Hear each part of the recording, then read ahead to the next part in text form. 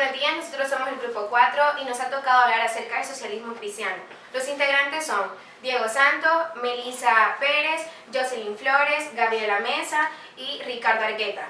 Buenos días, en estos momentos les voy a hablar sobre el socialismo cristiano. Comenzaré con dos definiciones, primero la del socialismo y luego la del socialismo cristiano.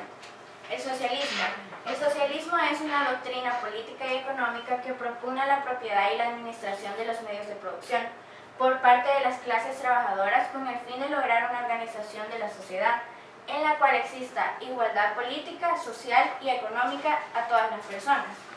Ahora les hablaré sobre el socialismo cristiano.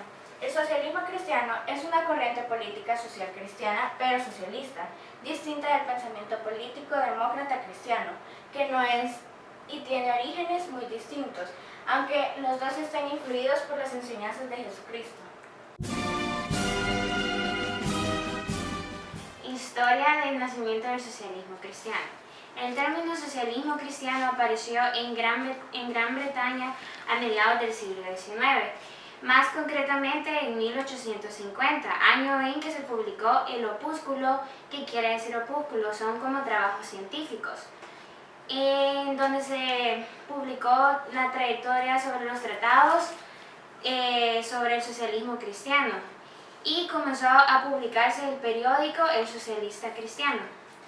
Sus impulsores fueron un grupo de creyentes y de clérigos de la Iglesia Anglicana, preocupados por las dramáticas consecuencias sociales de la Revolución Industrial, algunos de ellos incluidos fundamentalmente por el francés Lamennais, considerado el precursor del socialismo cristiano y del catolicismo social, y por el británico Robert Owen. Promovieron las cooperativas obreras como alternativa al sistema capitalista. Precisamente en 1850 se fundó la Christian Society for Promoting Workingmen's, que eso quiere decir que son los cristianos trabajadores. Sin embargo, no todos entendían de la misma forma la relación con el movimiento obrero laico, pero al menos consiguieron despertar el interés de las clases medias por la cuestión social. El principal pensador de esta corriente fue el owenita John Maynard Morgan. Otros integrantes destacados de la misma fueron también el owenita Lloyd James, John Malkin, Forrest Letwood, Frederick Denison Norris, Charles Kingsley, Edward Janary Needle y Thomas Hughes. Algunos socialistas cristianos afirman que el socialismo proviene de la misma época de Jesús, destacando que este predicaba y practicaba la igualdad entre los hombres. Más adelante aseguran la Iglesia Ecuménica Romana, que fundaron sus seguidores y se burocratizó y corrompió el mensaje de Jesús, dando lugar a la crítica del marxismo, de que la religión, siendo esta el conjunto de reglas, ritos y tradiciones propias de la religiosidad clériga, es el opio de los pueblos y las personas que siguen esta interpretación, que pretenden vivir los principales de la iglesia primitiva y las enseñanzas de Jesús como una forma de alcanzar el ideal socialista. Y ahora, ¿qué es lo que tiene que ver el socialismo cristiano en contra del socialismo científico marxista? En el siglo XIX, durante el desarrollo de la ideología socialista, en el socialismo científico o marxista había criticado al socialismo utópico y se había establecido como soporte del pensamiento político entre diversos movimientos obreros proletarios. Las revoluciones y protestas de los diversos preceptos del capitalismo tienen el objetivo de mejorar las condiciones del obrero mediante la lucha de clases y el acceso al poder, que sería la dictadura proletariado, como lo entendía el filósofo alemán Karl Marx. La Iglesia Católica y la justicia social fundamentaría sus teorías durante el año 1891, cuando el Papa León XVI publicó la encíclica Rerum Novarum. Según este documento, el Papa establecía su expresa oposición a la lucha entre clases sociales defendida por la doctrina marxista. En su lugar, el pontífice romano colocaba la religión como un instrumento capaz de eliminar las desigualdades en el mundo. De esa forma, la moral y el amor cristiano entre trabajadores y empleadores pudiera ser el punto fundamental para que la justicia social fuese paulatinamente alcanzada. Con el tiempo, varios clérigos fortalecieron su preocupación por los problemas políticos y sociales. Durante el siglo XX, la Iglesia desarrolló y reafirmó el papel social y político que debe ejercer el cristiano. En esa misma época, la corriente teológica llamada Teología de la Liberación. Bueno, seguiremos hablando de la historia. A partir de los trabajos de Carnegie, surge en América Latina la teología de la liberación, en un intento por formular una teoría tecnológica a la lucha social. La teología de la liberación ha sido criticada por su cercanía a grupos insurgentes violentos, o sea, las guerrillas, y particularmente durante la Guerra Civil en El Salvador y en Nicaragua, donde relevantes miembros de la teología de la liberación participaron en los gobiernos sandinistas. Hubo un tiempo que los santos de los últimos días practicaron una forma de socialismo cristianismo al que llamaron ley de consagración. Fue entonces cuando en 1893 el gobierno de los Estados Unidos los presionó para dejar de hacerlo, dando como consecuencia la promulgación del manifiesto, actualmente incluido en doctrina y en convenios como declaración oficial primera de la Iglesia de Jesucristo de los Santos de los Últimos Días. Existen diversos movimientos alrededor del socialismo cristiano. Siempre destaca la vinculación de la fe y la política en la coincidencia de sus motivaciones, entre las que resaltan al aspecto humano y la solidaridad por encima de otros elementos.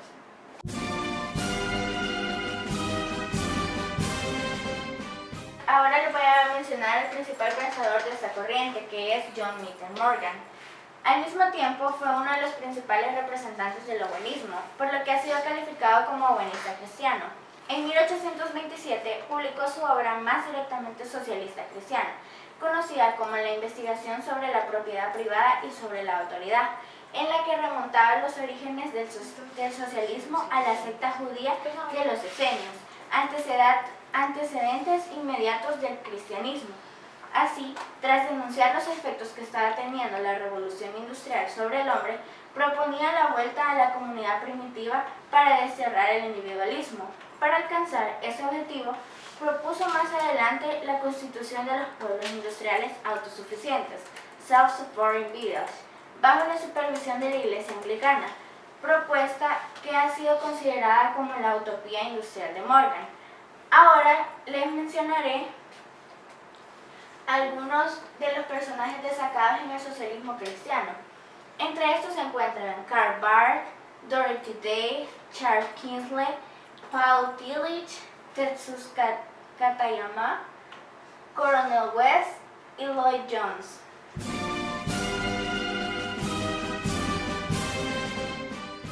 Ahora les voy a hablar acerca de los Estados Unidos y el papel que desempeñó en el socialismo cristiano.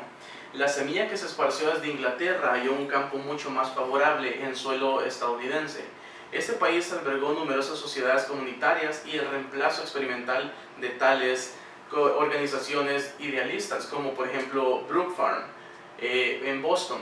No se manifestó hostil por el pueblo ni por la iglesia a los movimientos independientes de la líneas socialistas cristianas, ni fue la actitud del pueblo desfavorable. No obstante, no se inauguró ningún movimiento de importancia nacional. Varios hombres provenientes en la iglesia y los negocios se interesaron en la obra de Mauricio y Kingsley. Se publicó un periódico el cual le llamaron Equity entre los años 1874 a 1875 en Boston. Se formó una organización en esa ciudad el 15 de abril de 1889, principalmente bajo el liderazgo de W.D.P. Bliss, llamada Sociedad de Socialistas Cristianas. La Constitución subrayaba la mayordomía, la paternidad de Dios y la fraternidad de los hombres. Reprobaba los sistemas industriales y comerciales vigentes por ser individualistas, injustos y contrarios a la ley de Dios. Recomendaba el socialismo como el resultado necesario de las enseñanzas cristianas e invitaba a todos los cristianos e iglesias a unirse al nuevo movimiento. Pero las ideas no echaron raíces. Algunos periódicos, como por ejemplo en esos entonces estaba el Outlook, el Kingdom y el Christian Statement, defendieron el socialismo cristiano hasta cierto límite, pero en conjunto con el movimiento tomó una forma práctica. Y pues eso es de lo que yo les iba a hablar en este caso de los Estados Unidos con el socialismo cristiano.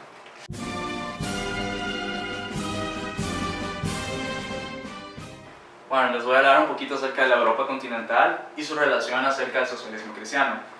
Los principios fundamentales de la Europa continental se vieron acerca de los movimientos continentales análogos que no pueden ser propiamente ser llamados cristianos, ya que eran unos movimientos sociales, pero no eran movimientos cristianos. Comenzaron principalmente con el propósito de minar el socialismo secular, pero la principal objeción para aplicar el término a los movimientos continentales es que nunca formularon una filosofía de vida y filosofía de Estado, tales como Maurice y Kingsley hicieron en el hecho en Inglaterra. Como resultado, fueron incapaces de presentar un sistema completo de largo alcance y exhaustivo como los que habían realizado antes ellos. Esta diferencia puede explicar por qué en Gran Bretaña no fructificó un partido socialista ni otros extremistas, ni desarrollaron gran fuerza tras la aparición de los socialistas cristianos, y también los obreros ingleses habían sido enseñados que los problemas económicos solo eran uno entre muchos, mientras que los alemanes y los franceses lo consideraban supremos y únicos. Marx simplemente sistematizó el trabajo de los obreros cristianos en Francia y Alemania. No tenían nada para poner en las manos de la clase obrera que pudiera compararse con ese libro. Hay otra diferencia de importancia primordial entre las dos tendencias. Las continentales siempre se apoyaron en el brazo de la Iglesia, del Estado y también de ambos, mientras que los ingleses no tenían temor a atacar a cualquiera de ellos o ambos cuando era necesario. Los obreros continentales contemplaban a esos líderes como funcionarios del Estado o emisarios de la jerarquía, aunque de hecho fueron defensores de la sociedad sobre los principios de la Iglesia y el Estado y procuraron aliar el altar y la corona.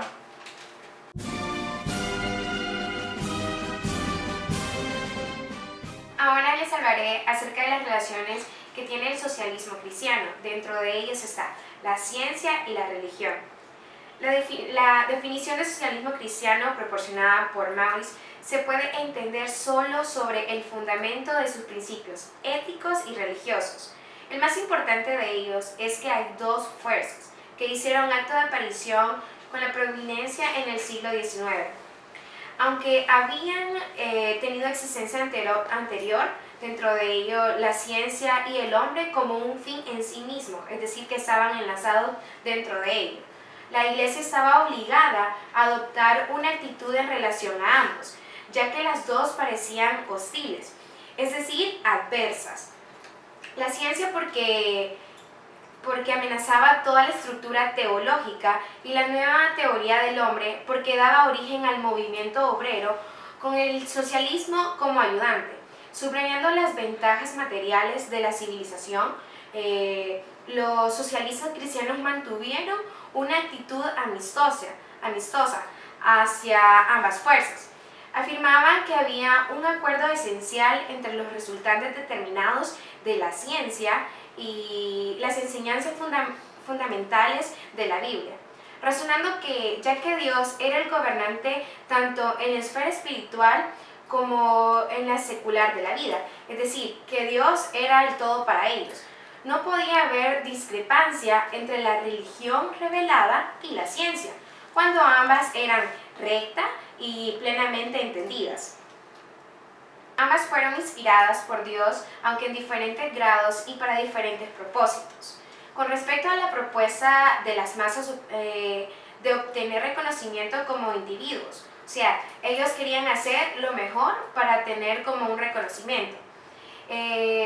Los socialistas cristianos mantuvieron que la esencia del cristianismo era la fraternidad y su objetivo la adquisición de la dignidad por cada hombre como hijo de Dios.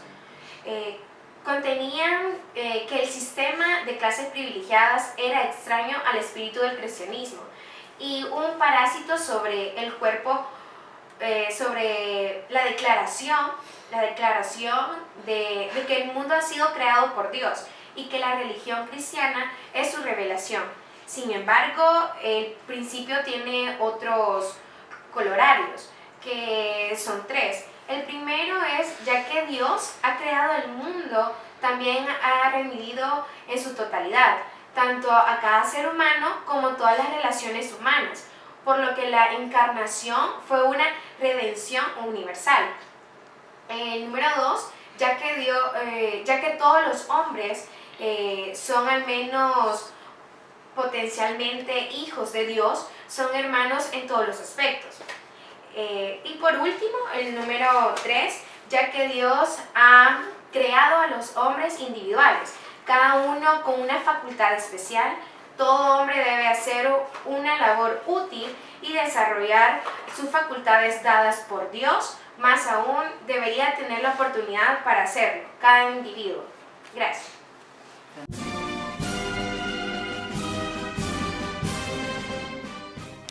Actúa hacia varias fuerzas y teorías. Desde esta posición, los socialistas cristianos comenzaron a combatir a sus contemporáneos, negaron la doctrina calvinista de una redención parcial, mediante la elección lucharon contra el catolicismo, porque esa iglesia tiene en poco la vida familiar por su enseñanza del escepticismo y por hacer la recompensa del cielo dependiente de las buenas obras, poniendo de esta manera en un premio sobre la riqueza y exigiendo la continuación de un sistema por el que pocos son capaces de cosechar los beneficios de la labor de muchos.